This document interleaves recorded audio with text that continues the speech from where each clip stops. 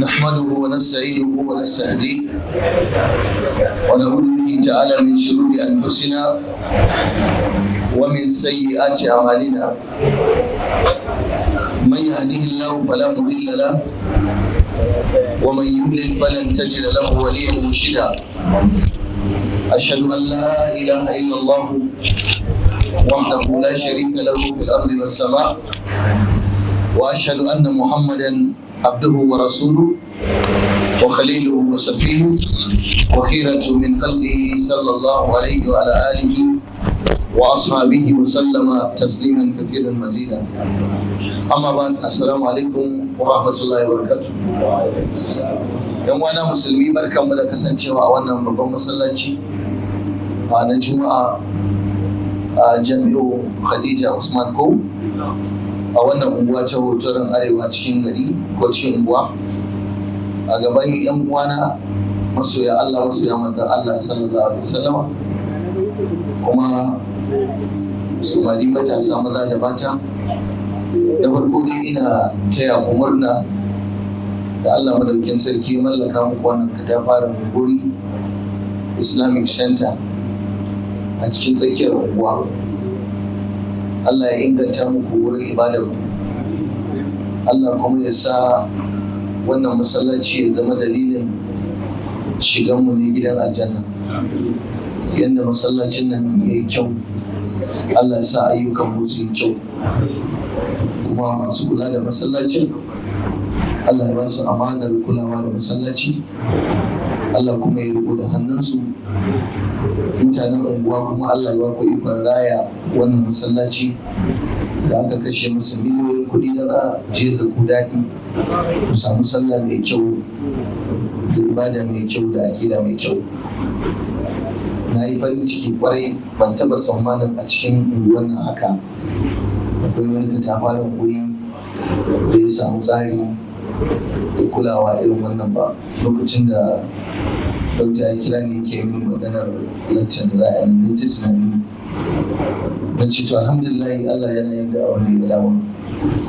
Ke ba ni labari masallaci ne babba Islamic Center Jami'a da ake ta program na addini.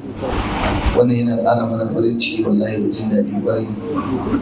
Kuma sai ku gode wa Allah ku ta raya shi, ku kula da shi, ku kawo iyalanku, ku kawo 'ya'yanku kuma ku ta more wannan masallaci. Allah ya sa albarka. Wannan kuma da Allah ya ga maka amana wannan guri, muna fatan Allah ya taimake ka.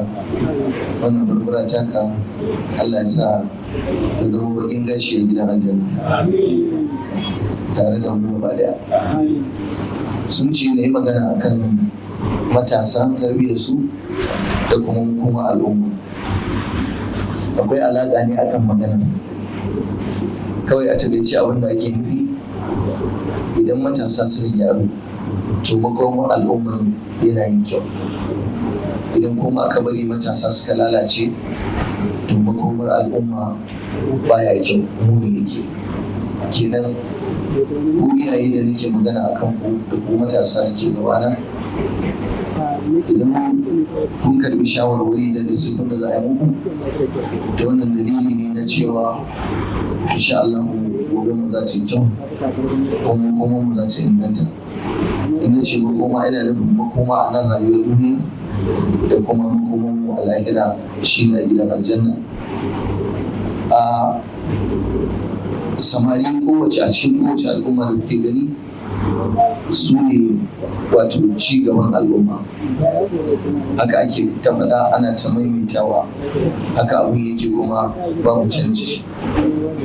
Su ne rijalul mustaqbal, su ne mazajen gobe, wato future ɗin al'umma.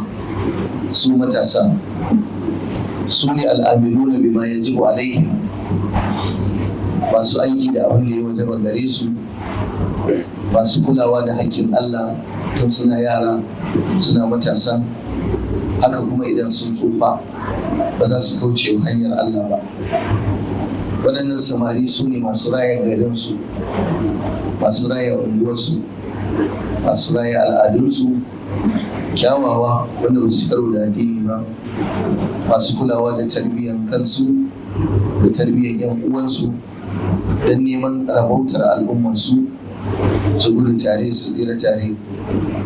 Karamar al'umma, ɗaukakan al'umma yana tabbata ne idan matasanta suka zamanto karimai ko matasan suka zamanto madaukaka.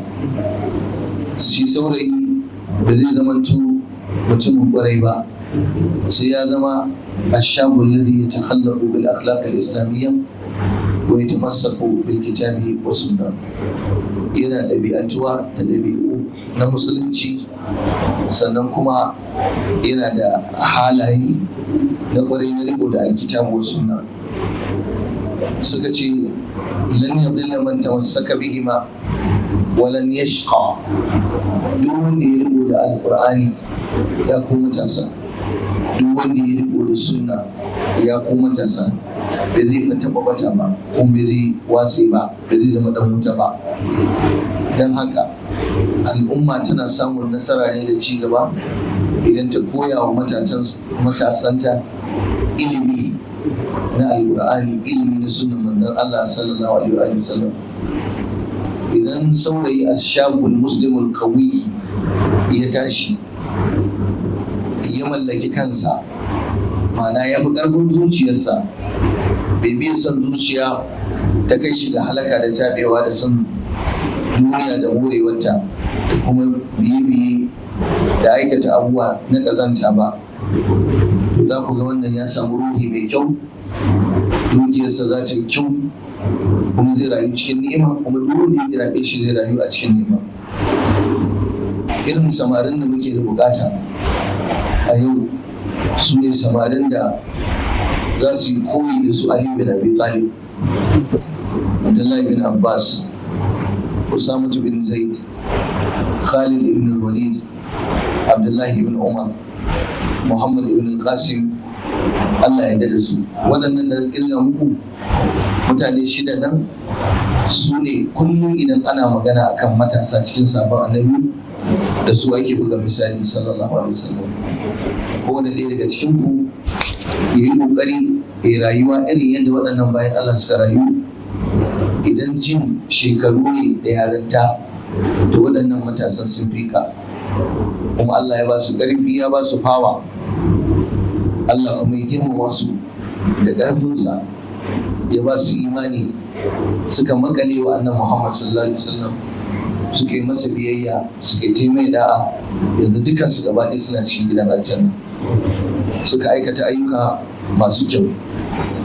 Abu na farko ne ya ku matasa, idan kuna son ci gaba kuma rayuwar ku ta inganta ta kyau, to ku zama kuna taimakon juna a ta'awun bainar shabab. La yumkinu lil ummati an tataqaddam.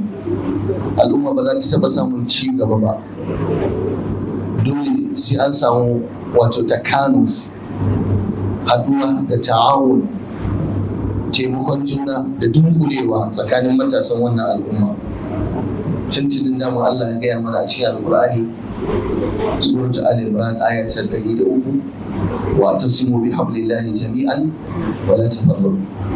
Ku yi riko gaba ɗayan ku bi hablillah, da igiyar Allah dukan ku. Allah ya ce ka ku rarraba. Wannan aya tana magana akan matasa da dattawa da maza da mata da musulmi gaba ɗaya. Idan kuka rarraba, kuka bari ku matasa aka raba kawukanku, aka koya muku faɗan daba, yan unguwa kaza suna faɗa da yan unguwa kaza, an kashe da ranku kuna tsaye amma sun kashe. Wannan faɗa da kuke gani na daba, wannan faɗa da kuke gani na unguwa da unguwa na kabilanci, to abu ne da yake da manufa.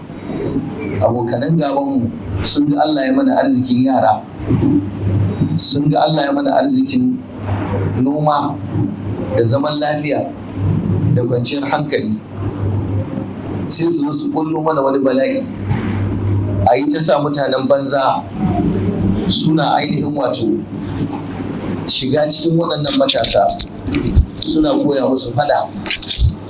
Wallahi tallahi malam, idan ka ga makaman da matasanmu suke rike da shi yayin da suke fada tsakaninsu da juna, ko filin daga aka je na jihadi iyakaci, duk wani mugun makami da ka sani malam, wallahi yaran nan yan daba, yan kalare, yan area boys, yan fadan unguwa da tsallake da ake yi, da fadan cikin gari, tsakiyar cikin garin Kano, wallahi makaman da suke ɗauka ɗan sanda ko so da bai sai tunkare su ba, sai dai kawai in shi yana da bindiga.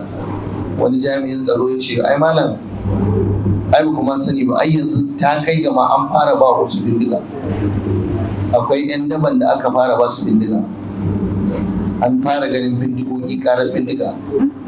To kaga kuna ganin kamar abun wasa ne, wallahi akwai tashi hankali.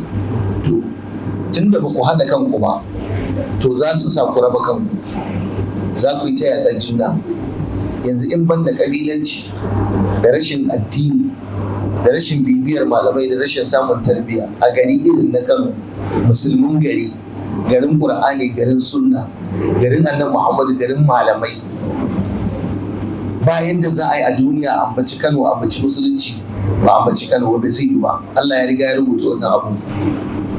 Amma wai a ce wai a tsakiyar birnin Kano, ƙoƙuwar Kano, yanzu bala'in da ke damun wannan garin na farko in dai a cikin gari ne shine faɗan daba.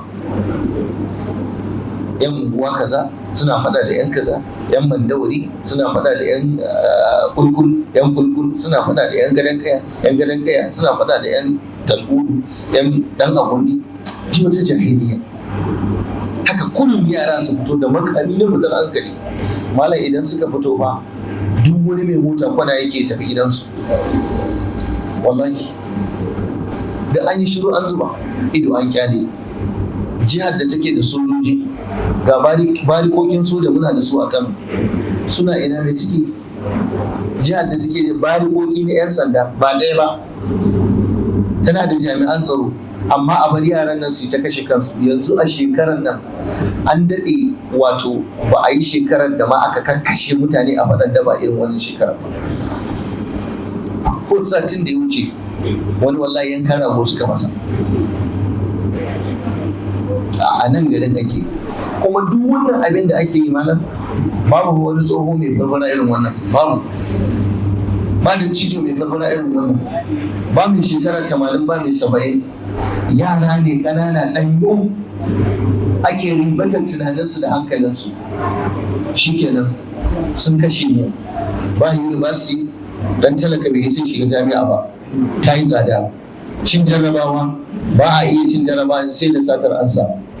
Kasuwa baka isa ka shiga kasuwa ba sai an maka hanya. Inda ko kake yi, wallahi baka isa ka shiga kasuwar kantin kwai ko sun kama da ko ba, wallahi sai an maka hanya ko da ko ne. Da haka yara birjik suna nan suna zube a cikin unguwanni, ba karatu, ba zuwa masallaci, ba aiki yi, gashi sun girma suna buƙatar su ci su sha. Da haka sai a ba su tallan ƙwayar da ake sha a garin nan, ƙwaya da yara matasa suke sha a garin nan, wallahi ba ta lissafu ba. Idan kuna so wannan bayanin gobe, ku tafi airport road, ku je ofisin NDLEA su gaya muku alƙalami da lissafin ƙwaya ta miliyan nawa ake sha duk wata a Kano. Za su gaya muku. Kuma abin da za ka yi mamaki, yawanci masu shan wannan ƙwayar gaba ɗaya masu sallah ne, ƴaƴan masu sallah ne. Da haka mun makara, muna ta bacci, muna ta haihuwa. Malam Bahaushe ya ta tara yaya, put an haifa har da kuɗinka, wata nan ɗan na bin wani, amma ba mu tanadin yaya za mu kula da su ba. Wallahi very unfortunate, wallahi ya'ya birjik a gida, amma uban bai shirya ya zai ba su tarbiyya ba. Ya za ka iya ba wa 'ya'yanka kariya kar su lalace da gurɓatacciyar tarbiyya ta yaran unguwa marasa tarbiyya? Idan 'yan mata Allah ya baka, yaya za ka iya kare su? Ko kun san cewa yanzu 'ya'yanmu musulmi yau 'yan mata su ne suke maɗugo tsakaninsu? Wannan wayar in za ka buɗe ta, akwai gurup na yara 'yan mata, mace ta nemi yar uwarta mace da hotonta, ba niqabi ba komai take sawa ba a fili, a ɗan hotonta kuma ta ajiye lambar waya, su faɗi magana ta rashin mutunci ta iskanci. Kuma an san gidajensu, an san unguwanninsu, fitsara, rashin kunya, yadda ka san ba 'ya'yan kalmar shahada ba.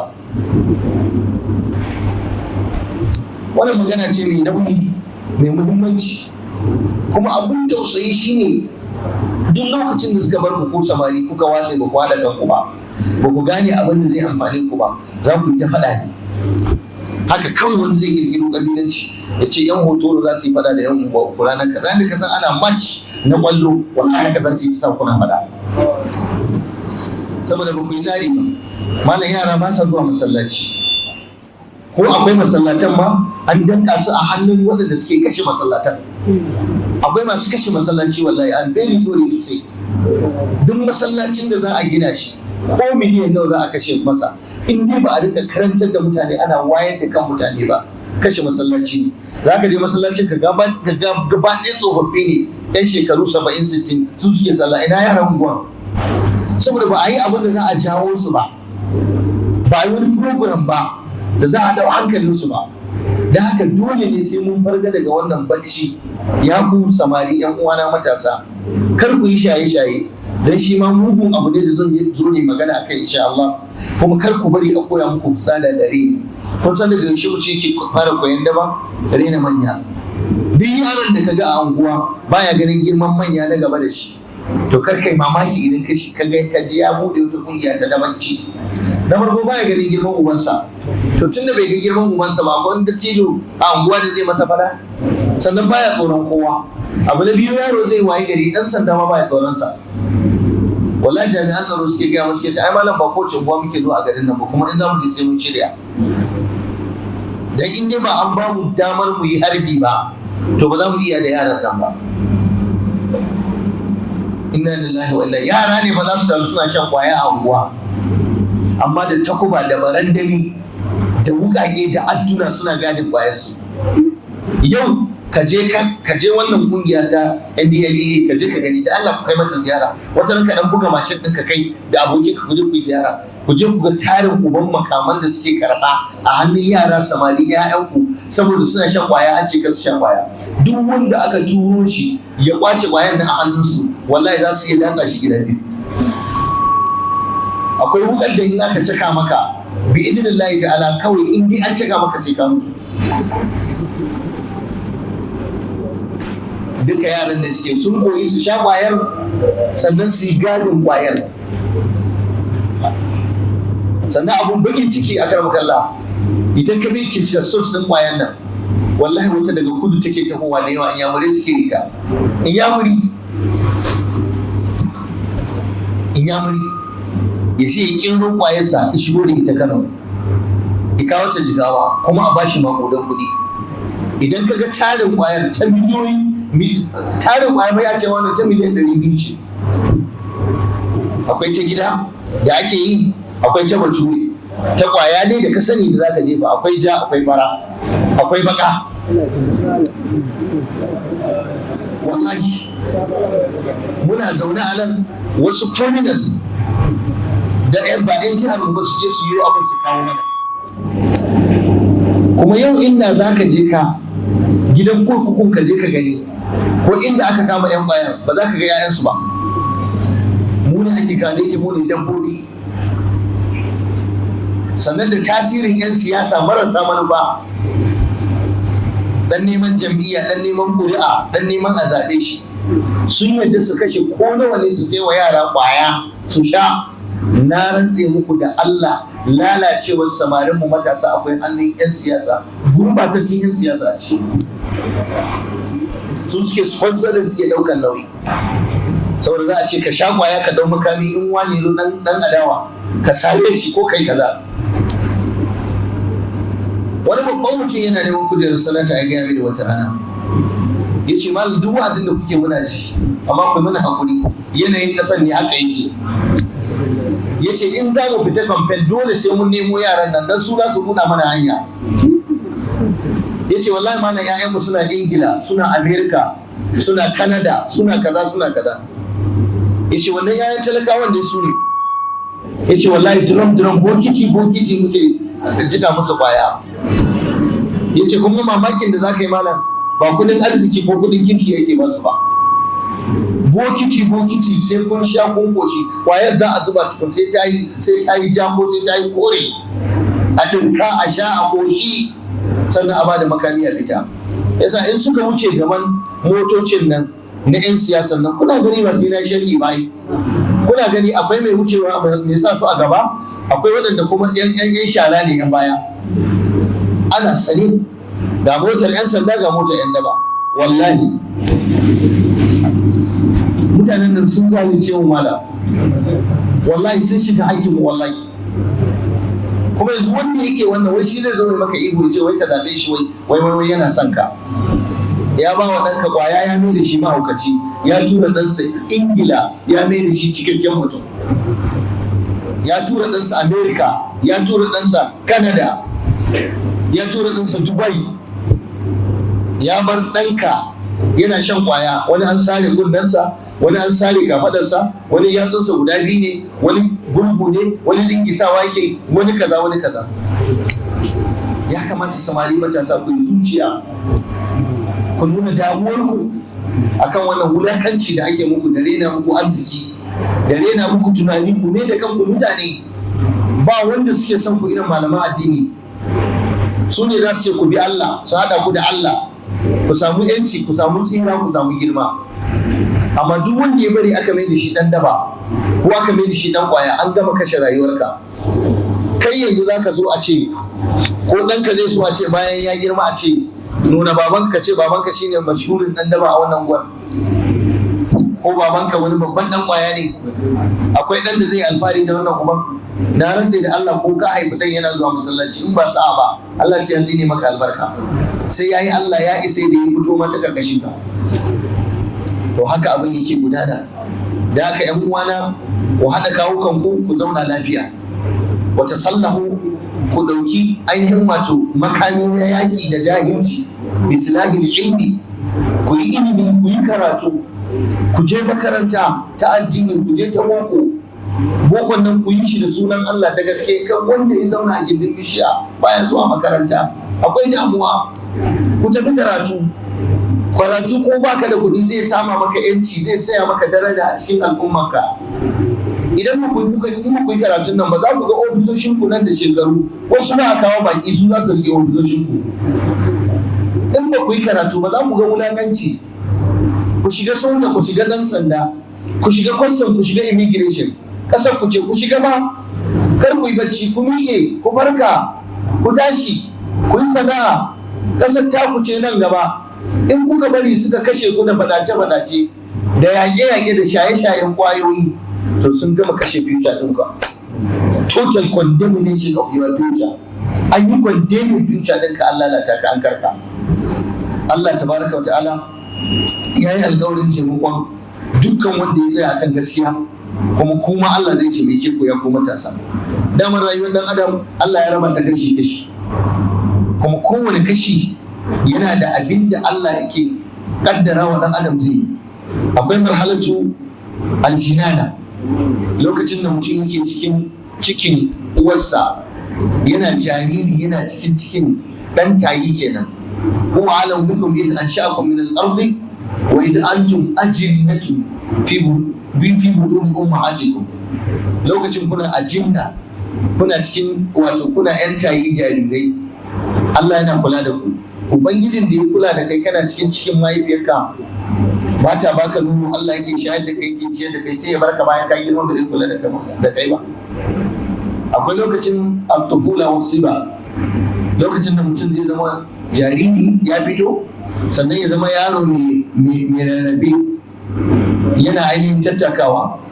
Wannan lokaci na al-tufula wasiba tun daga haihuwar mutum har lokacin da mutum zai balaga. Wa idza balaga al-atfalu minkum al-huluma falyasta'dinu kama sta'dana alladhina min qablihim.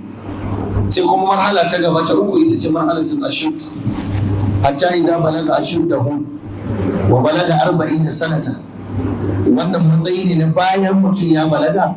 Mataki na gaba shine wato a marhalar ta al-ashud.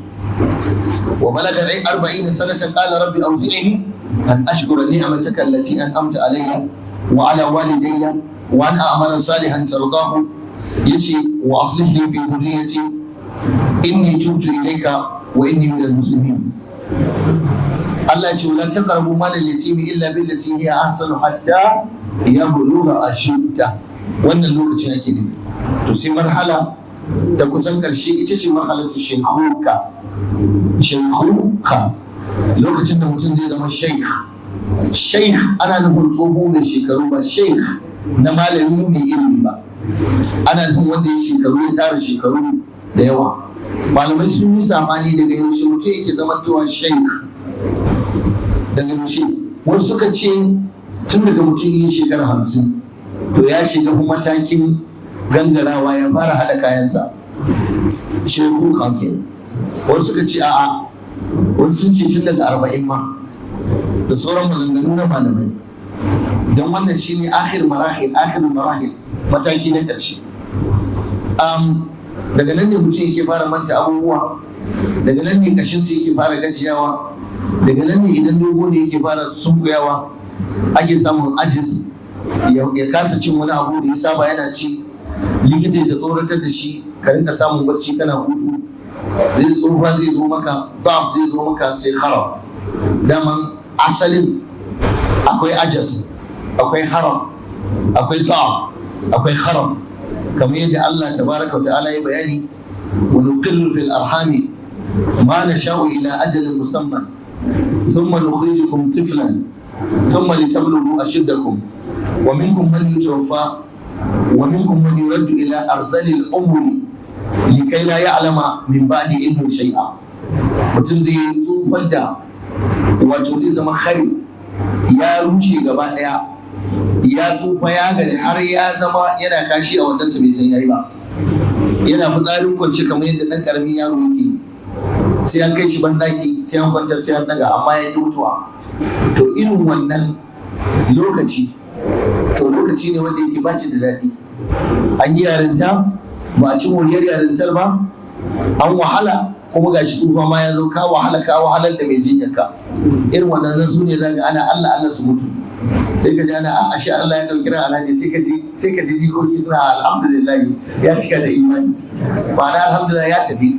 To baya komai, baya tafane sai dai a kawo masa, sannan kuma ɗakin su sai ya citar da shi, kullum warin kashi, kuma gashi kullum sai ya ci abinci daidai gwargwaro, kullum ana yawon asibiti, ana ta kashe masa kuɗi. Tsoho baya iya zuwa masallaci, ba a iya zaman hira da shi, wani ma ya makance, wani ma kurman takarda same shi, wala ko tsohon da Allah ya jarabe shi baya ci baya gani, ba ci ba gani ga bala'in tuba, kuma yana da rai.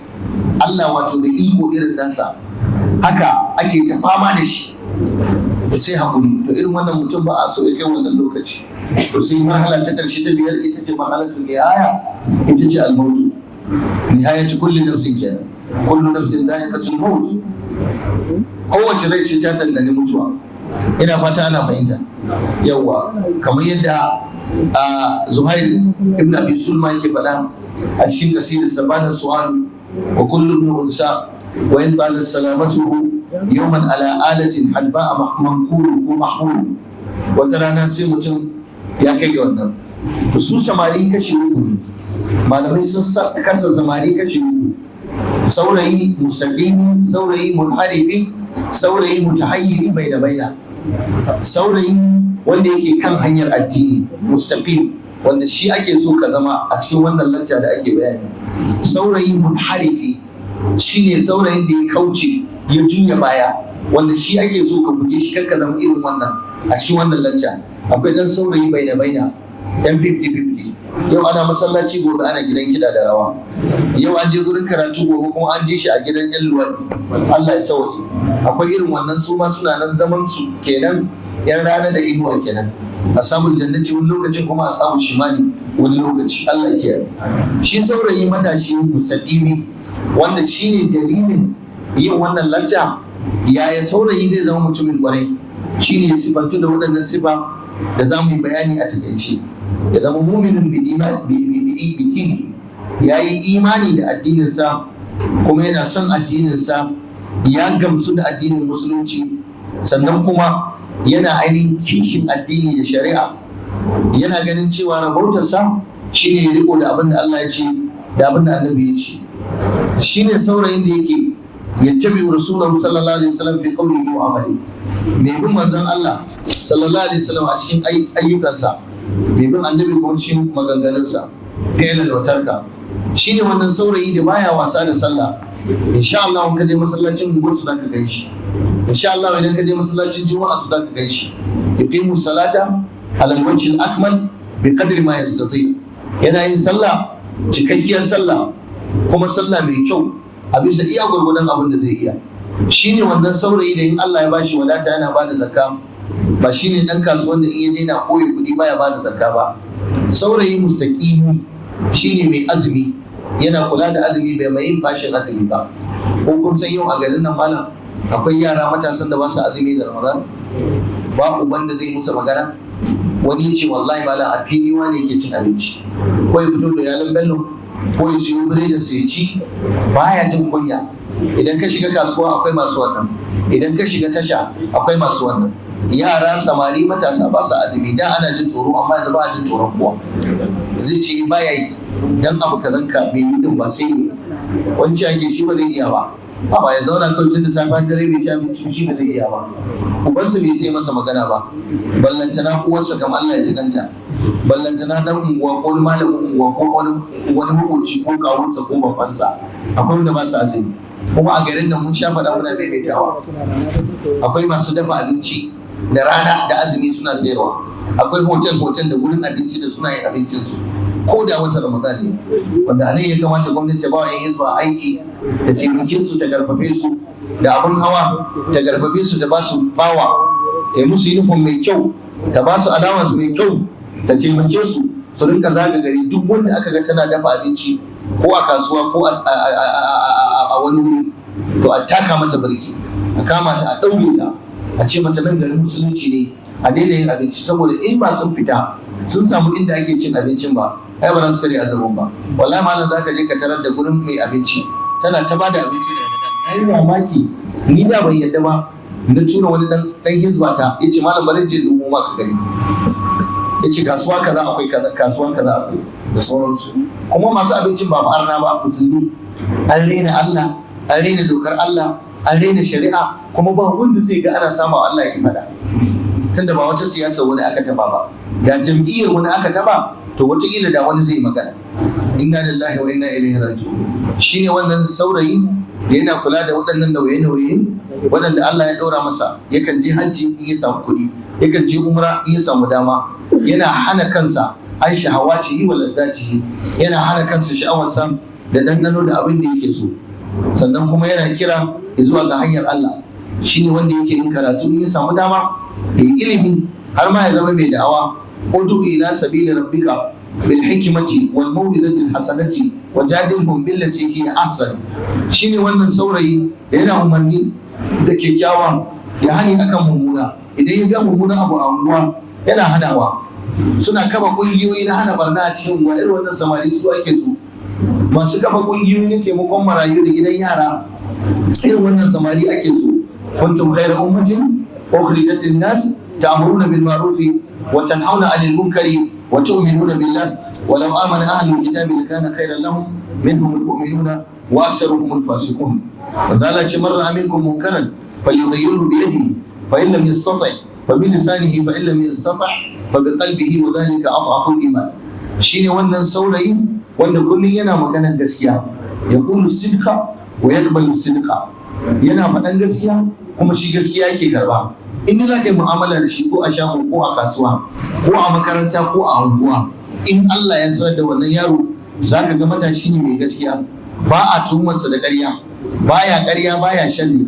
Saboda al-sidqu yahdi ila al-birr wal birr yahdi ila al-janna wa la yazalu ar-rajulu yasduqu wa yata'ahadu as-sidqa wa yata'arra as-sidqa hatta yuktaba 'inda Allah siddiqa.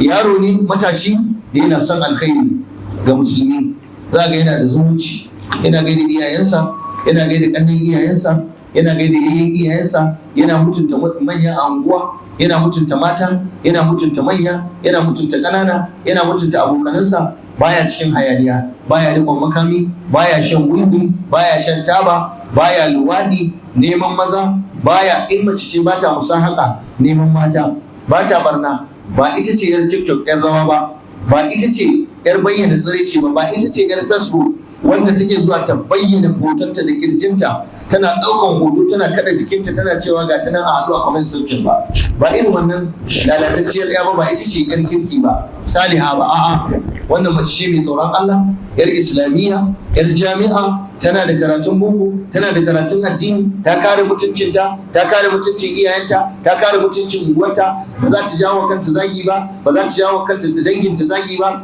ba za ta jawo kanta bala'i ba, kuma ba za ta zo ta yi kwantai a gari a gagara aurenta ba saboda kowa yana jin tsoron cewa ba shi bace ba irin wannan ba. Salihar mace, qanita, mu'mina, sadiqa, amina, amintacciya a addininta, amintacciya a zamantakewarta da yan uwanta da abokananta.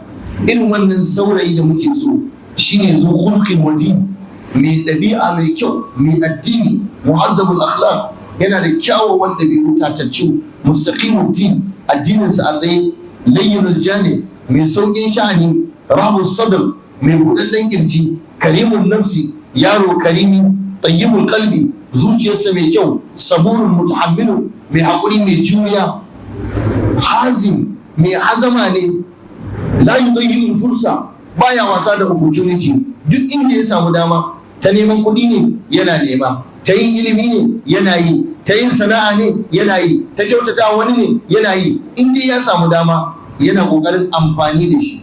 Saurayin da baya rinjayar da atifa, son zuciya ya sa ya je abun kunya, abun bakin ciki, an kama shi ya saci batir mota, an kama shi ya tsallaka gida yana satan batir don sola, an kama shi yana karya rodi a unguwa an yi gini, ba irin wannan saurayi ba.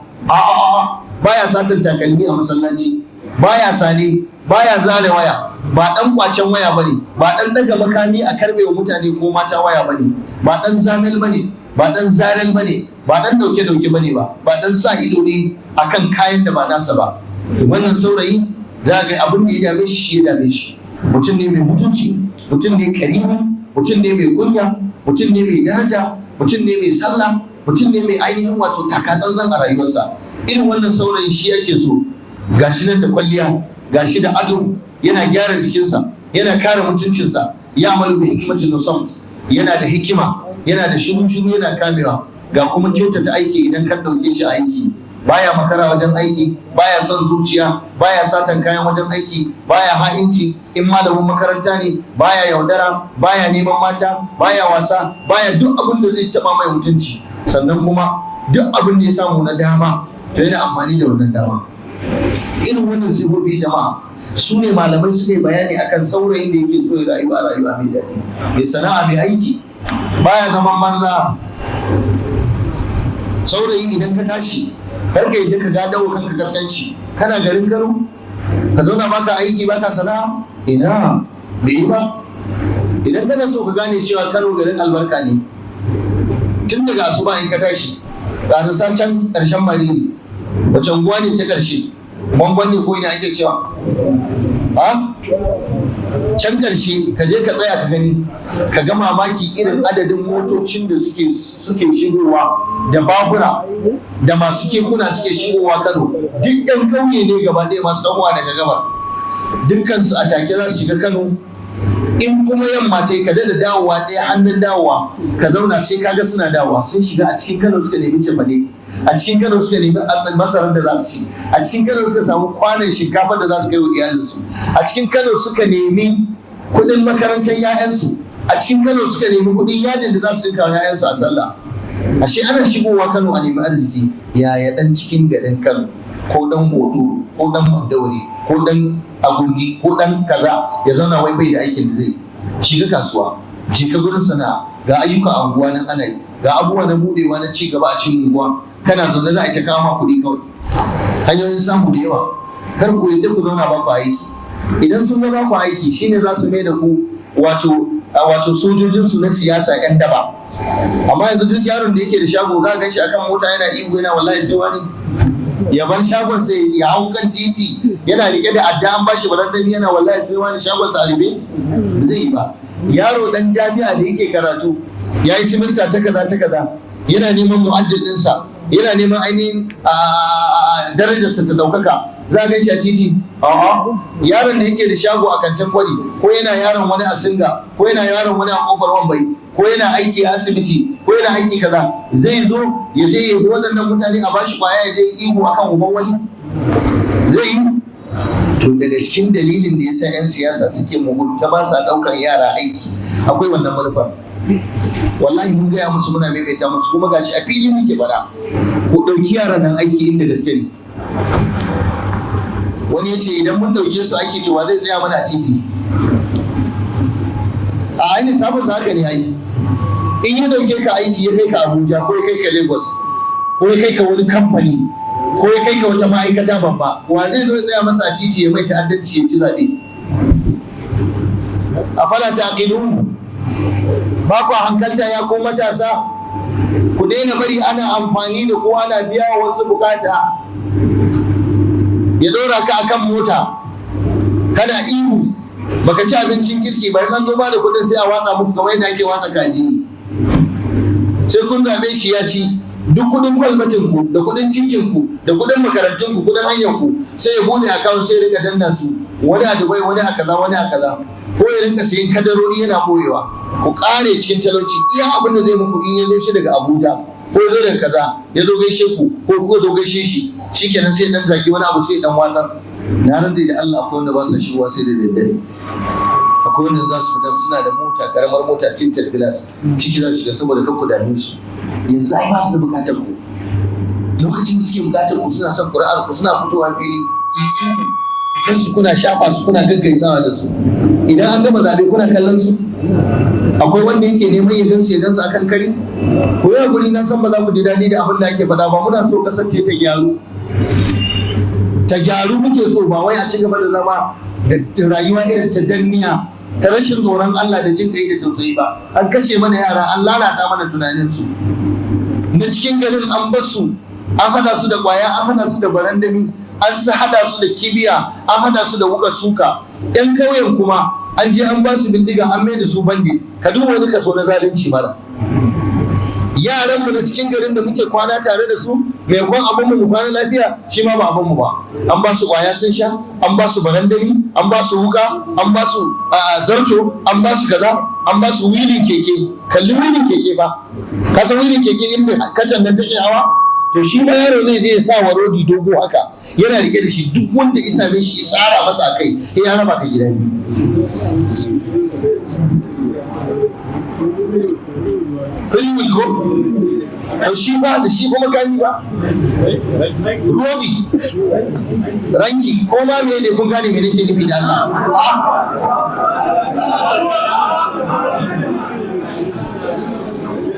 Yanzu wani yan birni kenan, yan gauye kuma kun san me rabon da aka ba su, sai aka je aka tattare su, sai aka koya musu haddanci, aka ba su uniform din soja, aka ba su bindiga, aka koya musu yin bindiga, aka koya musu yin bomb. Ka kasa gane yaushe ake wannan abu. Duk samarin ne mu an daidai mana su, wanda suke zuwa masallaci, suke zuwa jami'a, suke karatu, su kuma an sa musu ido, an ce masu tsananin addini ne. Yanzu idan al'ummar nan ta ci gaba da rayuwa shekara 30 ko 20 ko 40 masu zuwa, kuna ji akwai wani saura? Duk wannan da ta mutuwa za su yi gaba daya, duk tafiya za mu yi. Kasar gaba ɗaya za ta dawo hannun yaran nan ne masu tasowa. Kullum abin da muke faɗa, idan aka bar yara samari matasa suka lalace, dan yake da an rusa future mustaqbal shekara 50 na Najeriya, shekara 70 na Najeriya, shekara 100 na Najeriya. Duk shugabannin da suke shugabantar ku, daga shugaban kasa har gwamna, ita majority sun yi tsaya. Majority Allah shekarunsu bai kamata su zau kujera ba, ya kamata su zauna a gida. Ko ba haka bane ba? Waye ya kamata ya rike gaban kasar? Ku ne yara matasa wanda kuna da shekaru masu yawa nan gaba, kuna da ƙarfin kwakwalwa. Kwaya ba ta lalata ku ba, ku nemi mata ba, ba ku sha giya ba, ba ku yi kaza ba, ku yi kaza ba. Ku ne ya kamata ku yi. To yayin da kuka ki ku yi wannan abin, to ni a hankali za su kashe ku ta gar. Sun kashe ku ta gar. Ba wata gwamnati da za ku zo ku hau. Akwai wani dan kwaya a cikin ku da ya sai zama dan gwaci ko kuwa? Kana shan kwaya ai da ka biyo hanyar dan gwaci ko kuwa ba? Kana shan kwaya zaka ji ka zama akwai gida? Wallahi bai sha kwaya ba. Na rantse da Allah da ya sha kwaya da bai zo wannan gurin ba. kana shan ma za ka zama sanatawa ne? Kana aikin dabanci ka daga ka zama dan daba kuma ka zama kana da wannan kujerar? Ka zama dan daba kana kuma ka zama limamin masallaci ko malami ne wa'azi? Sun kashe ka yi, sun kashe tunanin. Kwaya kashe kwakwalwa take, kwaya hana gane karatu take yi, kwaya lalata mutu, kwaya fa a ƙarshe abin da kwaya za ta yi maka in ta maka mutunci ba ta kashe ka ba ita mai da kai mahaukaci. Wallahi al'azim. Mahaukaci sun je aure ya tara mata da yaya. Kai da ka zama mahaukaci dan daba mai kakkashe mutane, wanda ka kashe uban wani, ka kashe yayan wani, kai kan karan ka ba ko bayan ka tuba ma neman ka ake yi. Kwarai kuwa, to ka zo unguwa ka sari yayan wani, ka kashe ganin wani, ka kashe uwar wani, ka yi ta'addanci, sai daga baya ka zo ka ce wai ka zama kusa wai ka tuba. Wani zai kyale ka? Kuna sallah sahu guda ya ka kashe mai ruwa? Shin yaushe zai tsare ka a wani lungu ya dankara maka rodi ya Allah kaka? Ka jefa kanka bala'i, ko da fa ka tuba tsakaninka da Allah, dole sai dai ka bar garin da kake rayuwa. Wallahi malam ba karamar illa suka yi mana ba. To sai al-shabul munharif, saurayi na biyu wanda ba a so, abin ki wanda ya kauce aqidarsa. Na farko dai bai da aqida, in an zo magana musulunci bai ma san me aqida ba. Musulunci in aka ce bayani wallahi bai zai iya ba. Wani ya shiga malam motocin nan masu zuwa Enugu, masu zuwa Onitsha, sai wani yamuri sai suna zaune a kujera haka, sai ce please can you explain what is Islam for me? Ya tambaye shi da Allah, saurayi ya ce da Allah kai na ga musulmi ne, na ga kana sallah, ko za ka iya mun gani me musulunci? Ya ce no, Islam is simple. No, Islam is simple. Ya ce no, what is Islam? Ya ce Islam is Islam, and it's very simple, no any problem. Islam is good. Ya ce me Islam? Ya ce please explain, convince me. I want to be a Muslim. What and what can make me a Muslim, a good Muslim like you? What is Islam? No, Islam is very good, Oga. It's good. Okay, got it. It's good. That's me. Inji makaranta ba. Ya muku asara ba kaɗan ba. Wallahi tallahi. Yar Islamiyyar da ake a anguwa, bal ta hana shi zuwa. Dan darasin da ake magariba da isha'i a masallaci ba zai zo ba, amma zai zauna a bakin titi yana danne-dannen waya. Ya lalace, bai san ba akwai lokacin da za a buƙace shi. Allah wani yaro ɗalibi na ya ce mu akram kallahu, Allah ya sani mun yi kuskure. Na ce mutumi na me ya faru? Ya ce wallahi malam na gama digiri, na gama Bayero, an tura ni NYSC wata jiha a kudin nan. Muka je muka haɗu kafas, aka zo ana neman waye za a naɗa liman. Wancan a ɗan gari kaza ne ba tsammani, wancan da aski ya zo, wancan da kaza ya zo, wancan da jerin wando ke sa, wancan kaza. Sai ya ce no, we are from Kano. Suka ce okay, Kano is religious state. Kano, okay, oya brother Kano from Kano. Who are you? From Kano. Sai aka ce you are our imam.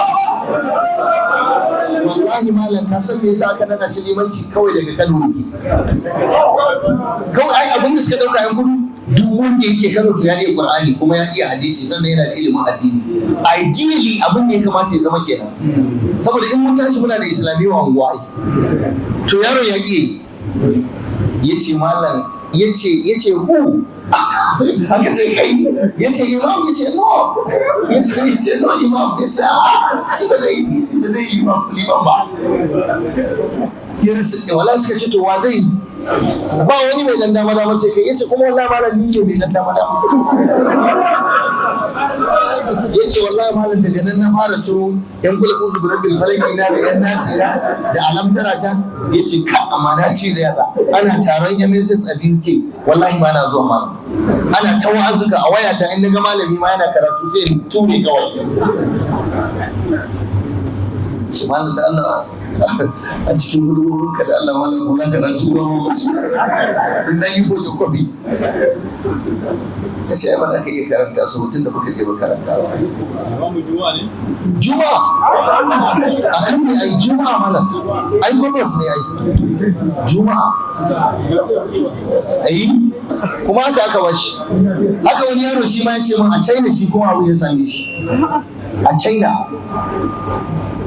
ya ce malam ni ce mukon da Allah ya ce muke ni daman ni gaskiya a unguwarmu na haɗa kai da ladanin mu ina dan taba kiran sallah kaɗan haka ya ce to wallahi wannan ladancin malam ya ce muke ni ya ce kuma tun da ni ladan ne duk hudubar da liman yake yi ina da rike ya ayyuhan nasu ittaqullah ya ce wallahi wannan da ya ce wallahi tun da na gane dukan su jinjin mu ba wanda ya san me ma ake faɗa a larabci ya ce yayin zauna da asuba duk wata kalmar larabci da zan iya tuno ta yayin rubuta ta gawa ya ce aya kuwa duk wacce na haddace ta da wanda zan yi magana a kanta da wanda ba kawai zan ta buga su ne a mumbare in lokaci yayi sai na ce daman to ba fassara mai neman ƙarin bayani yana yi da sallah to ya tambaye irin wannan kaskanci da za ka gadar wa kanka baka san yadda za ka samu kanka ba in na kasuwa ne kai haka ne idan ke mace ce haka ne za ki iya auren babban mutum bai da addini amma yana so ki taimaka masa da addini ki ilimi don ki taimaki wani to shabbi munharifin bai da aƙida ga shirka ga bid'a in an ci rashin sa'a ya je fada ya tabarna maghrurun bi nafsihi ya rudi kansa sannan ya fada cikin zallat kaskanci la yaqbalu al-haqqa min ghayrihi baya karban gaskiya daga waninsa yana da girman kai la yamtani an al-batil fi nafsihi yana aikata barna baya hannuwa dan anani ne kawai ba wanda ya sani sai kansa dan ananiya fi tasarrufihi ka'annama khuliqa lid-dunya wa khuliqat ad-dunya lahu wahdahu kai ka ce wannan saurayi kawai Allah ya halice shi dan duniya ne kawai kuma duniya shi aka halitta wa kawai ba magana harkar lahira a cikin sha'aninsa yayi asara shabun anidun mai girman kan tsiya baya karban gaskiya baya tausasuwa baya murduwa iyayensa ma jin tsoron suke su mai magana ko jin tsoro suke su mata magana sannan in yana barna ba a isa hana shi ba ina iya dukan kirji ya ce abin da na ga ta mazani akwai uban da ya isa hana ni ka sa akwai su ba wallahi mutum sai ce ma a garin da akwai wanda ya isa in nace zai kaza akwai don abu kaza mutum a hana ni mana wannan shine shabi munharifi yana cika baki yana kumbura baki yana alfahari da jin cewa shi wane ne kuma ba a isa a tsoratar da shi ba ubansa bai da daraja idansa uwarsa ba ta da daraja a idansa yayansa bai da kima idansa ballantana malamin wasu ko limaminsa ba su isa ba a iya tsoratar da shi la yubali bima adaa min huquqillah bai damu da abin da ya tozar tabbanin haƙƙin Allah wala min huquqil adamiyina wannan saurayi mulharifi bai damu da abin da ya tozartar na haƙƙin yan adam ba fandawi dan hayaniya dan rudu bai da tsari bai da alƙibla duk inda aka je ana aiki rashin gaskiya a tare da shi wato yaminu ma kulli riha duk inda iska ta kana ce yake tafiya duk inda ake aikin banza yana can yau ka ji shi a can yau ka ji shi a can bai da ittizani fi tafkirihi bai da seti a tunaninsa faqidul ittizan fi sulukihi bai da tsari bai da lissafi a cikin tsarin rayuwarsa a cikin duk tasarrufinsa gaba daya ga kuma ji da kai da jiji da ra'ayi mujibun ra'ayi ka annama yaji da haqa la lisani kai ka ce gaskiya kawai a iya harshen sani duk maganar da ya faɗa ita ce daidai duk maganar da ba wani ya faɗa bai yadda da ita ba kuma shi yana ganin shi masu ne min zalali shi ba baya kuskure kawai wajensa kuma shi ne yake kuskure shi kullum a sama yake a ruja ne yana hango laifukan mutane baya hango da wani in an zo shaye-shaye yana gaba in an zo bin mata yana gaba in an zo dauke-dauke yana gaba in an zo batsa yana gaba in an zo rashin gaskiya yana gaba yana da hannu a cikin duk wata tsiya in aka samu dama zai iya yi to wannan akwai wata mamaki idan wata kungiya ta zo daga cikin gida ko waje ta ba shi makudan kuɗi ta ce zo da mata addanci wallahi samari ina so na gani an yi lokacin da yanzu akwai waɗanda kiransu ake a waya a zo a shiga daki a tattauna da su a rinka sake musu kuɗi ana sa suna abubuwa na ta'addanci da rashin mutunci da rashin arziki. Idan an yi ta'addancin nan shine wasu ba za su samu kuɗi. Idan aka zauna lafiya ba gwamnati ba za ta cire kuɗin kwantar da hankali ba. Afala ta hankali ba ku hankalta ba ba gane ba. Wani ya ce wai ku da kuke ta addu'a ku malamai kuna ce Allah ba da zaman lafiya a Najeriya. Wai in aka samu zaman lafiya nan mun kan mu za mu ci ne. Ka san lissafin sa suna da wata abubuwa ne, suna da wani fayil ne da kudi yake gangaro musu. Wannan kudin baya zuwa sai in ba a da zaman lafiya. Har yanzu a Najeriya kudin da gwamnati da take sakinsa babu lissafi babu bin kadu shine kudin tsaro. In dai an ce a bada tsaro ne za a ci duk abin da suka yi da za a bayar. Sai su zauna a teburi su kasafta. Maimakon su tsare mutane sai su kira masu yin ta'addancin sai su kara musu a cikin kudin da suka samu ci gaba da harka. Akwai abubuwan da malam ba za a iya faɗan su a nan ba za su faru ba. Ni baki na ɗin nan ya fi ƙarfi na ban yi sama wallahi, amma ƙasa ta ce ina cike da bakin ciki in na kwanta na mulkina na cino abu kaza kamar in ji yaya abin da zai yi ba. Akwai abin da an gaya kuma ba za ku gane shi ba. Amma wannan harkar ta rashin zaman lafiya wasu sun ci a kanta, sun sha a kanta, sun gina gidaje, sun sayi jirage, sun samu rufin asiri a kanta a lokacin da jinin ya zama yana yawo a titi. Kuma kowa ya sani, duk an sani. Amma mu yanzu a Najeriya an kai mu yanayin da Allah ya sauki, muna magana akan makomar ƙasa a karam kalla. Daga cikin illar da suka mana sun kwace samari a hannunmu. Na kuma muku bayani. Samarinku ya ku 'yan Najeriya galibin samarinku ba hannunku suke ba. Yaronka yana gida amma tunaninsa ɗan Ingila ne da Amerika ne. Yana ganin dabba ne kai da wannan wayar. Tunaninsa ya tsallake sun tsaye tunanin. Ɗan ƙauyen kuma ga yadda aka kai shi. Wani da aka kama shi ya ce wallahi tallahi malam akan katu na gauni yana kwanciya kan kuɗi, miliyoyin kuɗi su ne gadansa kawai.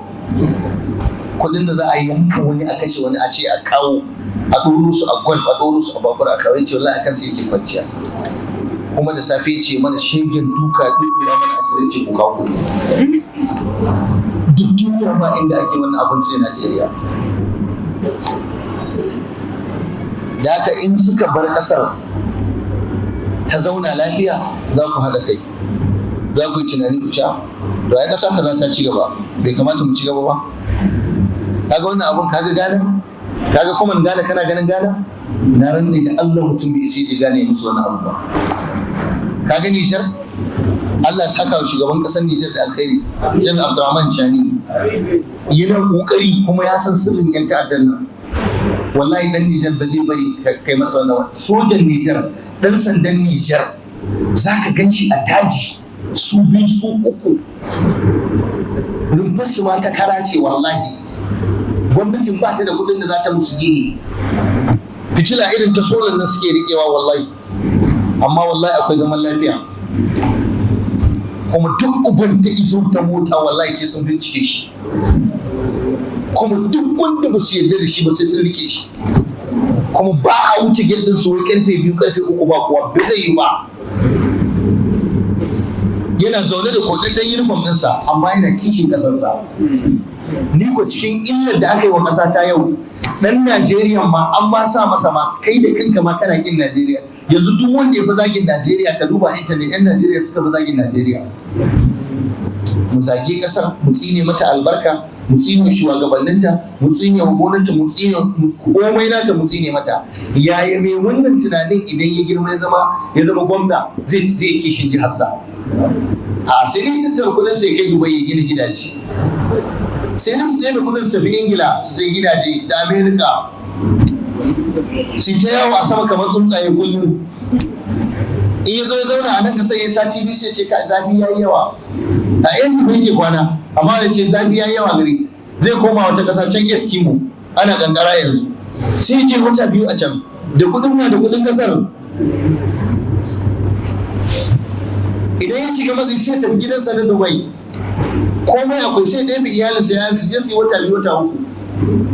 Ya manta da kudu abin da kuke yi da kudin da kudin kasar noma yi tara kudin a'a shago ya buɗe kasuwa ya samu yi a'a babu. Samari ya kamata ku yi kishi ku ji bakin ciki akan wannan abin da ake a kasar ku yi zuciya ku zama mutanen kirki ku rike kasar don dole kasar sai ta dawo hannun ku nan gaba ko ana so ko ba a so dole ku ne matasan dole ku ne za ku zama sojoji ku ne yan siyasa ku ne masu kudin ku ne kaza ku ne kaza. To burin mu shine ku zama mutanen kirki dan gobe ko da muna kabari Allah sa jikokin mu da ta tafi kunnan su da kasa. Ban sani ba ana fahimta ta kuwa. Wallahi ji nake kamar zan fashe kar Allah sa kan na fashe. Abubuwan suna ta yawa ne. An ci da yaƙi an gama da mu mala. Komai a baya. Bari buga muku misalai. Yanzu duk yaron da ya karatu a ƙasar ne ya zama mai basira mai kwakwalwa kun san cewa sai shi yake a da shi waje. Duk intelligence ɗin su brilliant students namu wanda suka gama digiri suna biya internet suna gani waye mai AB waye ya kware a cikin likitan zuciya waye kware a cikin likitan kwakwalwa waye kware a cikin operation waye ta kware akan gane doctor waye kware akan kaza. Na rantse da Allah duk sai ake sai kana zaune kawai za a turo maka ta email ɗinka asibiti kaza a ƙasa kaza ta turawa ƙasar da take tsakanin ruwa da kaza sun ɗauke ka aiki kuma duk wata kaza kana da albashi dala 1000 kaza equivalent to 50 million na Najeriya. Alhaji zai zauna za a turo ma a ce ga visa kan kana so ga tiket ɗinka a ɗauki hoton katin gida a ce ga gidanka this is your bedroom sleeping room this is your parlor ga na baki ga na yaranka guda biyu ga na matanka ga na kaza ga mota ka ta hawa a ajiye kawai tun da ka yi jarabawa ka ci kai mai basira ne ka zo an ɗauke ka. Na rantse da Allah da yawa yaran mu suna kasashen waje suna aiki masu basira me yasa saboda shi wa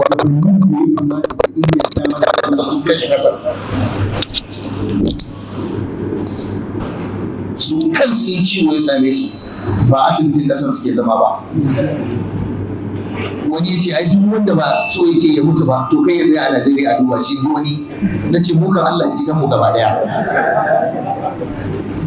Sun kashe asibitocin sun kisa saki kudi su gina asibitocin asibiti kamar makabarta babu can aka gina da haka da ya kare kudinsa zai je a duba shi a can ya ciro dalolinsa ya ciro ainihin kudadensa masu kudi a masu kauri ya ce biya bukatarsa. Idan yaro ne injiniya ne sai an dauke shi a wani kamfani akwai yaran mu suna kera motoci akwai yaran mu a kamfanin kudi akwai yaran mu a kamfanin nukiliya duk yan Najeriya kwararrun likitoci a duniya akwai yan Najeriya kwararrun injiniyoyi a duniya akwai yan Najeriya duk wani abu da ka sani na kwarewa wallahi akwai yan Najeriya ciki amma yara ne matasa wasu wallahi ko aure ba su ba. Me yasa suka tafi kasance ba ta zama suitable ba goyon bayan su nake yi ba amma sun samu albashi mai karfin da zai iya canja rayuwar ubansa a wata ɗaya. Yana ɗaukan wannan magudan kudin sai ga cewa dan me zai zauna. Wani ma kuma gwamnatin ne ta ba shi scholarship ya je karatun ya dawo kawai aka yi mai hanya kawai ya tabbata ƙasa suna can suna da 'ya'yansu da jikokinsu tabbatar kuma suna kallo na yanzu haka suna jina. Wani ya ce malam da abin da kake faɗa mun duk muna jin ka na ce ai na san kuna jina ka ce to malam wa zai dawo na ce wallahi ni ma tsautsayi ne zo nan da ni abin da na faɗa ne daidai Allah shi ba mu lafiya wanda ne kuskure ko tuntuɓar harshe Allah ya mana afuwa. Yana da abubuwan da nake so mu faɗa da yawa da shawarwari wa samarin mu matasa amma babu lokaci saboda ai akwai irin waɗannan a kusa da ni kun gan su kun ga farin gemun nan yawa in na mazanta sai ga ya dan yi collapsing kaɗan amma da da ni da ku ne kar ta san kar za mu yi bugawa ne. Assalamu alaikum wa rahmatullahi wa barakatuh. Malam kai hakuri ba fa mutuwa nake gayyato maka ba. Insha Allah malam bi idinillahi ta'ala zaka riga da tafiya.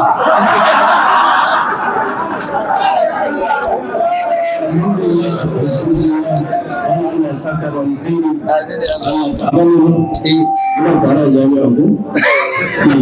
Kaka fasa. Yawwa. Kaka fasa. Mun wani wata takwas ko? Kwarai kuwa. Akwai su ba mai da na ciki. Tabbas. Har yanzu jira nake. Idan sun samu zan ce wa malam zakato. Allah ka ya guri. Ka bari mu mutu tare a nan. Malam da Allah ya sa albarka. So malam mun gode Allah ya sa ka alheri. Kun ji dai allurar da aka yi mana a matsayin mu na matasa. Malam kuma wannan masallaci da mafi yawan wanda suke kai kawo a cikin sa matasa ne. Kuma alhamdulillah lantar sai ta daidai da abin da ake da bukata. Sannan kamar yadda malam ya ja hankali cewa lallai a dage wajen neman ilimi ga jadawali da ake da shi na wannan masallaci da ake karatuttuka ba wata rana da ba a karatu malam da yake gefen ka har tafsiri yake a nan masallaci amma alhamdulillah akwai masu zama amma duk da haka za ka ga wani lokaci in ka zo wani yana gyangyaɗi wani kuma yana can ma yana hirarsa ba dai a cika yadda ya kamata kamar yadda aka cikan nan to alhamdulillah ya ce da mun zabaro malam ya zo ya ba mu gudunmawa wanda mai kwaɗi to insha Allah ta'ala za mu ci gaba da zabaro irin su malam mun ne ce kai zaka ne yawwa malam ce insha Allah ta'ala akai kuma Allah ta'ala ya tabbata da alkhairi malam bismillah malam Ahmad Sadahu to bayyana mu wannan masallaci وليتفضل مشكورا. على خير خلق الله محمد بن عبد الله وعلى آله وصحبه ومن والاه. To jama'a wannan shaririyar lecture da muka saurara daga bakin babban malamin ina wani ta'aliki da za a yi wani ta'aliki za a yi muku menene ba ku gane ba gaskiyar magana sai dai mu yi wa malam addu'a Allah ya saka masa da alkhairi ya taɓo gaɓoɓi daban-daban waɗanda ke sun shafi rayuwarmu sosai da sosai fatan da nake Allah ya sa mun fahimci abin da malam ya faɗa mana kuma Allah madaukin sarki azurta mu da tuna abubuwan da ya faɗa kuma da aiki da su babu shakka irin wannan wato muhadara ko lacca wato allurai ne a haɗe allurai ne na zaburarwa da matasan da iyayen matasan da kuma ƙanana da mata da maza gaba ɗaya Allah ya saka malam da alkhairi abinda kawai wato zan ce shine cewa idan akwai wani wanda yake akwai wata gaba da malam ya faɗa wadda bai fahimce ta ba to a ba da damar yin tambaya don malam ya dada fito da abin da aka faɗa din wanda ba a gane ba sarari amma malam wato ya yi sukuwa kuma ya yi zamiya duka shi kadai Allah ya saka masa da alkhairi jama'a an fahimci abin da malam ya faɗa ko ba a gane ba an gane ko me ya rage aiki to Allah ya sa mu zama da gaskin waɗanda za su ji abubuwa na ilimi kuma su yi ƙoƙarin aiki da su Allah ya saka malam da alkhairi Allah ta'ala ya ƙara wa malam basira kuma Allah ya kare mana shi a duk inda ya je irin su malam wato suna da bakin jini ga da dama daga cikin shugabanni ba sa son irin waɗannan maganganu da malam yake faɗa to amma ta Allah ba tasu ba za mu ci gaba da yi wa malam addu'a da kuma sauran malamanmu waɗanda suke zaburar da mu wajen ilimi da kintsuwa da shiri don wato kyautata rayuwarmu ta gaba yara matasanmu babu shakka inda kun saurari abubuwan da malam ya faɗa babu shakka wato ya kamata a ce wato ku yi karatun tanusu malam ya faɗi maganganu da yawa waɗanda idan muka yi aiki da su wallahi za mu ci gaba kuma tabbas idan ba mu aiki da irin waɗannan maganganu da shawarwari da malam ya faɗa da kuma nasosi da malam ya kawo ba to ba za mu ga da kyau ba to fatan mu da shi ne Allah ya sa mu ga da kyau. Waɗanda suke kan hanya ta kwarai to muna musu addu'a Allah ya tabbatar da su. Waɗanda suke da alama ta karkata to Allah ta'ala ya saita mana su. Allah ta'ala ya dawo mana su kan hanya.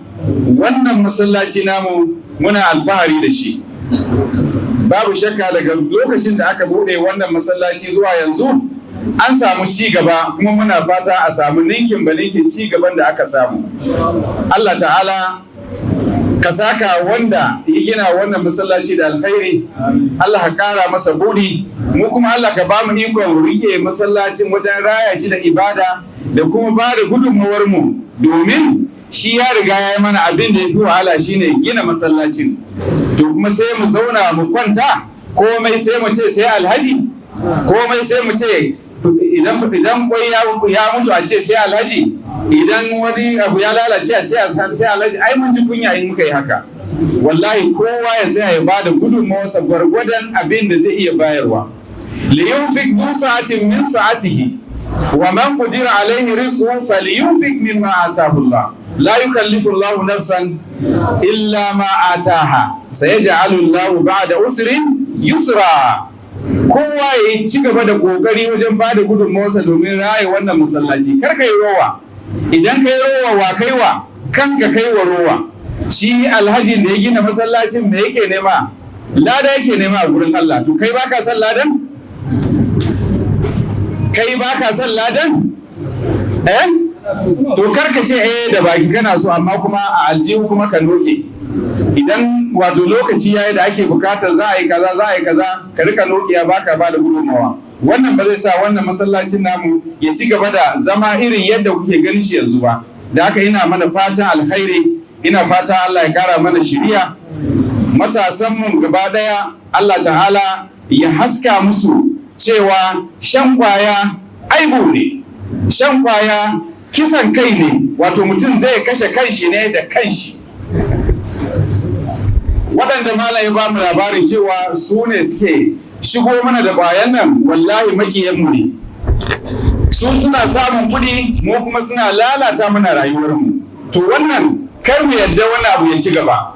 Da haka don Allah jama'a, musamman matasa, Allah ya muku albarka. Allah ya muku albarka. Allah ya muku albarka. Muna fata za ku farka cewa lallai abin da malam ya zo ya faɗa mana din nan magana ce ta gaskiya, kuma lallai mu tsaya a kanta. Allah ya shiryar da mu. Allah ya saka wa kowa da alkhairi. Na tabbata kowa zai koma gida da farin ciki. Ko ba haka bane? Kowa ya cika da farin ciki da irin maganganun da ya ji daga malam. Allah ya saka malam da alkhairi.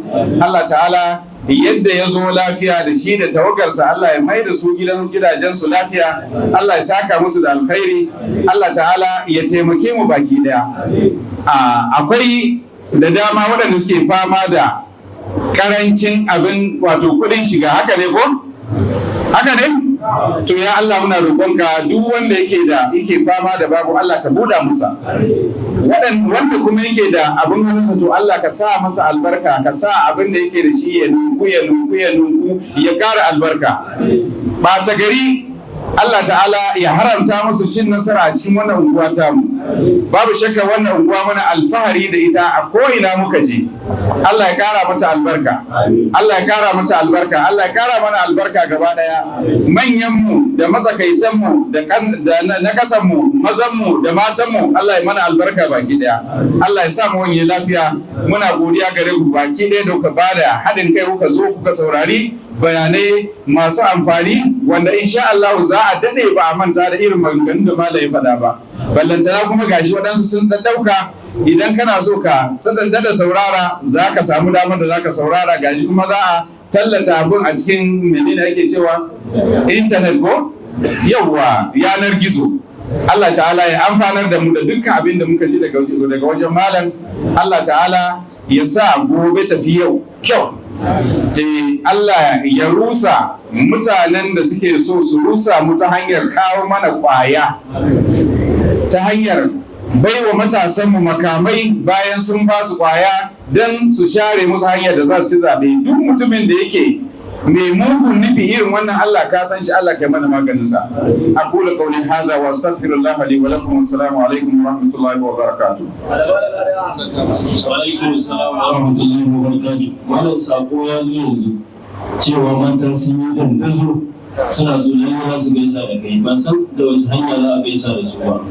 Suna yi a waje sai taron ɗan ko ake cewa ko. Muna godiya da gaisuwar da suka kawo, kuma muna fatan hukumar masallaci ta shirya musu tasu laccar ta mata zama wata rana a cikin kwanaki, sai a bani lokaci da batacci sai ma da ranar sai a zo sai a musu nasu. Ina gaisuwa da